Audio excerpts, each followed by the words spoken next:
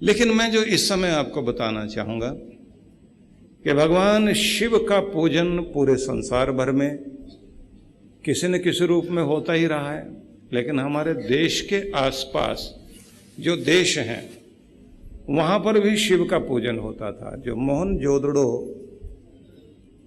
हड़प्पा और मोहनजोदड़ो की जो खुदाई हुई तो उसमें नंदी भी मिला, उसमें शिवलिंग की भी प्राप्ति हुई, जो अति प्राचीन चीजें मिली हैं। और अगर हम कहें सीरिया, हमारे देश से थोड़ा सा पास के जो देश हैं, सीरिया में 300 हाथ ऊंचे, मतलब 400-500 फुट तक के शिवलिंग थे। पता लगता है कि पूरे संसार भर में आसपास सब जगह शिव का रूप किसी न किसी रूप में था। यूनान जो है,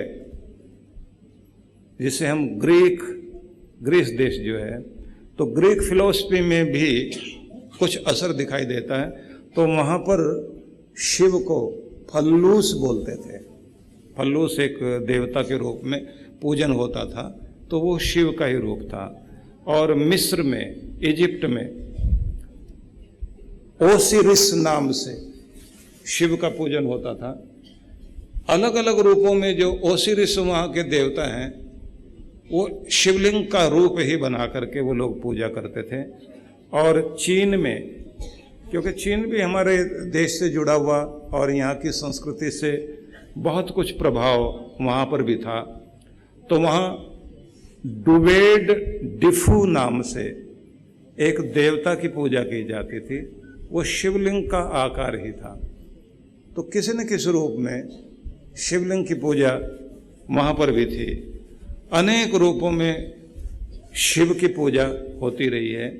और कुछ ग्रंथों में लिखा है कि शिव जो है वो आदि स्वरूप है। तो शिव ने ही अपने स्वरूप को 3 भागों में बांट दिया।